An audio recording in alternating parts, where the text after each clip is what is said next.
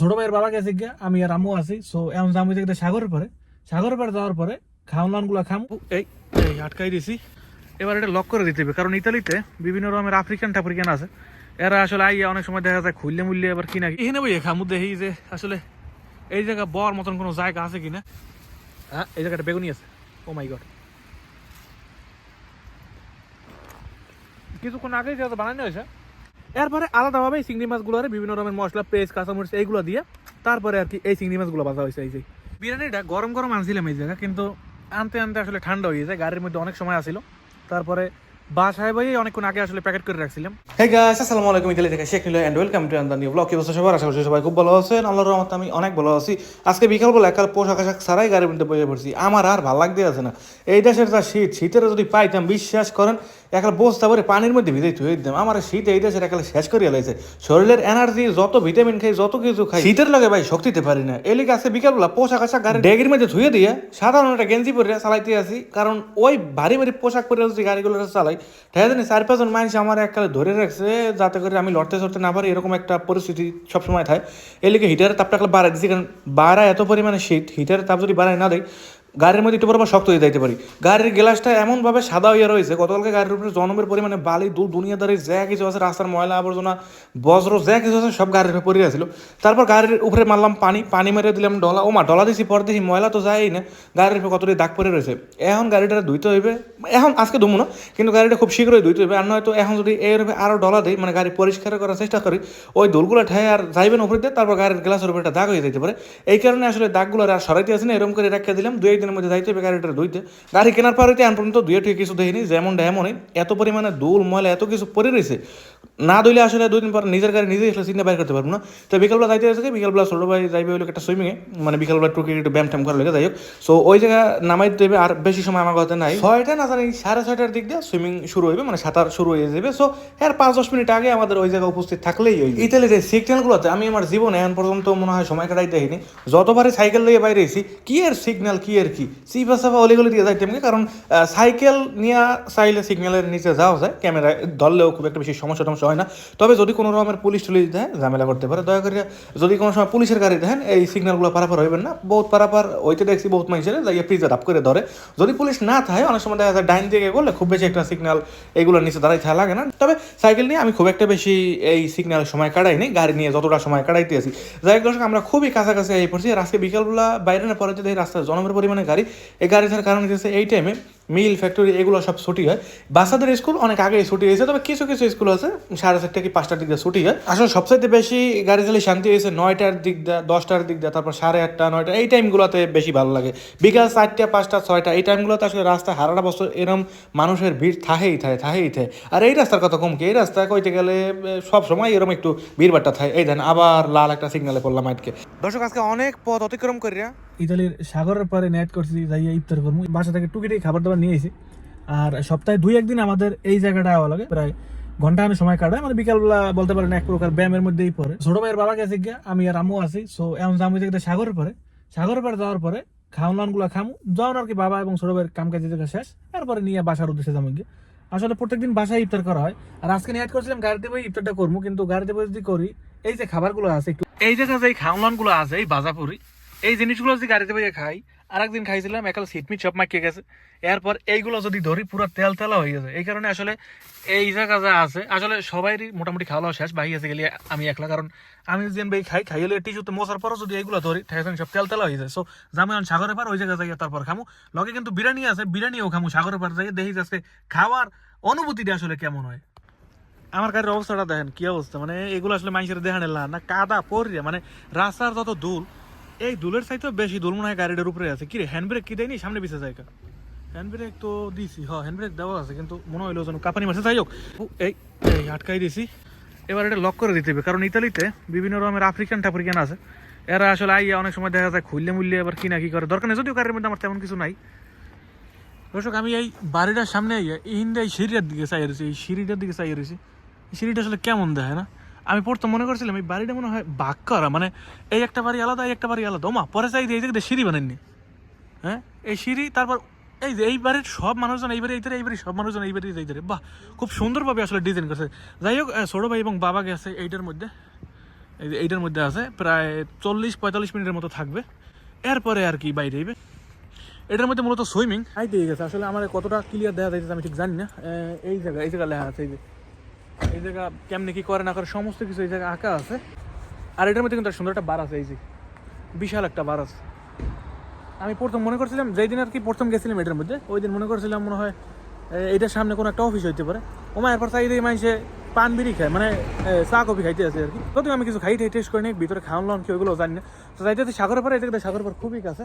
আর ছোট ভাই এবং বাবা যেটার মধ্যে গেছে এই যে সুইমিংয়ের এই বড় ভবনই তো কম যায়, মানে এটার মধ্যে বিশাল কইতে গেলে কয়েক এলাকা নিয়ে তারপর সুইমিং পুল বানাই না।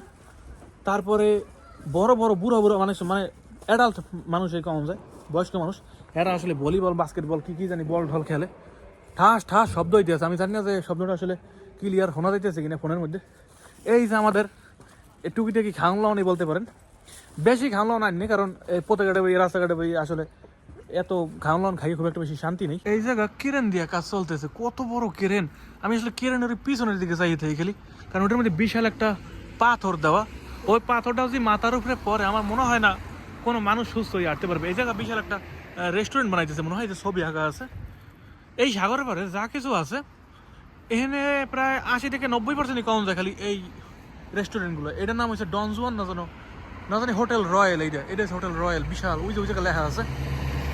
এই সাগরের পারে এত বছর ধরে থাকি, কিন্তু হোটেলের নামগুলো আমি বন্ধ করতে পারি না কোন হোটেলের নাম কি। এত হোটেলের নাম আছে মনে করে কুলাইতে পারে। এটার নাম রয়্যাল, তারপর ওই পাশে একটা আছে ডনজুয়ান জানি কোন জায়গায়। এই জায়গায় একটা হোটেল আছে, নাম কত বড়। হোটেলগুলো সব বন্ধ এখন। ইফতারিতে খালি পানি খেয়েছিলাম গাড়িতে ভাইয়া, এছাড়া কিছু খাইনি। সো বাই খাওয়ানগুলো খাম হইলো সাগরের পারে বই আজকে। এই যে এই দেশের এই হোটেলগুলোর মধ্যে ঠেয়ে জানি ভূতে বাড়ি করছে, জিনের বাড়ির মতন দেখা যাইতেছে। দর্শক এই জিনিসটা খেয়াল করছেন কিনা জানি না, এই জিনিসটা আমি একদিন দেখছিলাম আমাদের এলাকার পাশে আর একটা এলাকা আছে, নাম হচ্ছে আলবা। ওই শহরে একটা পোলা হয়ে গেছিলো। পরে এই যে লাইটের লগে যে একটা মাইকের মতন দেখা যাইতেছে, ওই মাইকের মধ্যে করছিল যে একটা বাচ্চা হারাই গেছে। পরে আর কি খুব তাড়াতাড়ি খুঁজে বের করছিল। আমি আসলে কয়েক জায়গায় শুনছিলাম এই যে মামারা যাইতেছে, এই কাকারা এই কয়দিন পর পর থামাইয়া তারপর কইবে এই জায়গায় সাইকেল চালাওকা, এই জায়গায় এরম চালাওকা, ওই যে নিরিবিল যাইতেছে। আসলে কি এরকম ওই সরকারি পুলিশগুলোর কথা, কাম নাই কাজ নেই, খালি মানুষের রাস্তার মধ্যে থামাইবে, এই থামাইয়া এই জিগিবে। আমারে বহুতবার ধরছিল এই সাগরের পারে, যেইটাই ধরে সেইটাই খালি ফিরে বার চোখের সামনে পড়ে। আমি জানি না এই জিনিসটা কি লেগে এতগুলো পুলিশ যেইটা ধরছে রাস্তায় বাইরে খালি হেঁটে চোখের সামনে পড়ে। মানে ইলেকট্রিক সাইকেলগুলো চালানোর একটু নিয়ম আছে, ওই নিয়মগুলো বাংলে ওরা আর কি মানে রাস্তার মধ্যে থামাই ঝামেলা করে। তো পরের বার যখন ইলেকট্রিক সাইকেল নিয়ে রাস্তায় বেরি, ওই বাইরে নেবার দিয়ে ওই কাকাই সামনে পড়ে খাড়া দিয়েছে। যা করার করবে, যেমন যা করুক। যাই কত কথা দরকার নেই, আমরা সাগরের পাড়ে আই পড়ছি। আমরা যাই কই আসলে আমরা বুঝতে পারছি না আসলে কোন দিকে যাইতেছি। এই জায়গা নিরিবিলি বইয়ে তারপর আসলে খাইতে হইবে। আমরা আসলে এখানে বইয়ে খামু দেখি যে আসলে এই জায়গা বর মতন কোনো জায়গা আছে কিনা। এটা কিন্তু একটা রেস্টুরেন্ট, দেখছেন ভিতরে গোডাউন আর গোডাউন, বউনা নাই একটা চেহার। এত বড় একটা রেস্টুরেন্ট মানে রাখছে, বর মতন কোনো চেহার নাই। গরমের দিনগুলোতে আইলে এই সাগরের পারে চেহার টেহার পাউন যায়। যারা আর কি চাকরি করে একদম সাগরের পাশে, যারা আর কি কন্ট্রোল করে, ওরা আর কি চেহারগুলো ব্যবহার করে। তারপর ছোটো একটা ঘরও থাকে একদম সাগরের পাশে, ওরা আর কি উফরে উঠতে বইয়ে থাকে। তারপর আর কি দুনিয়া দাঁড়িয়ে এরম করে ঘুরিয়ে দেয়। হ্যাঁ, ওদের ঘরগুলো এখন আর নাই। ওই ঘরগুলো মনে হয় আর গ্রাম বাংলাতে মানুষ নদীর পারে পুকুরের পারে বাতাস খাওয়া লেগে যে ধরনের ঘরগুলো বানায়, ওরম ছোটো ছোটো ঘর বানায় থাই জায়গা। বিকাল হইলে আসলে প্রায় সময় ছোটো বাইরে এই জায়গায় বই থাই। এখানে টুকিটাকি খাওয়ান। এই যে কি আনতে বলছেন না, এই যে হ্যাঁ এই জায়গাটা বেগুনি আছে। ও মাই গড,